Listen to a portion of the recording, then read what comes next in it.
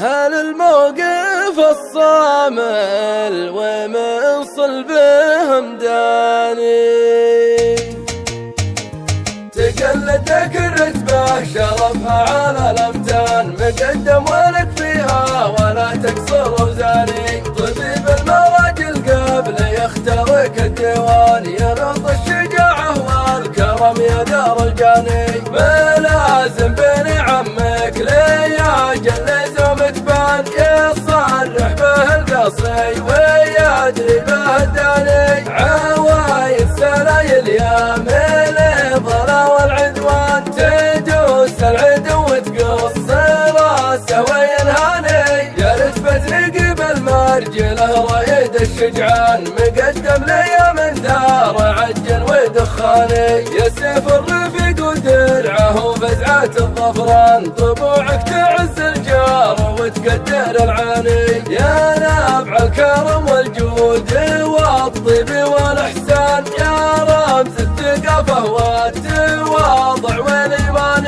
عوايد سلايل يا ملي ضلا والعدوان، تدوس العدو وتقص راسه وينهاني، تشل الرتب ما هي تشلك يا بالريفان، وساسك عرب الساس من ماضي زماني، تسوق الدلال وتنحر الحلي والقعدان، ولا تخلف الهجوات لطمت بلهاني، خاديت الكرم من كف عايب دار الضيفان، وعرق الطنا خجاك من صبر فاني، عوايد سلايل يا ملي ضلا والعدوان، تدوس العدو وتقص راسه وينهاني، وعاد العضدك بندقك محزم مليان، اخيك الشجاع الوافي الدرب حراني، وربعك بقى بيسال وغالب دالك شان، والاسلوب لا من فتح للشر بيباني، وجدك سعد بن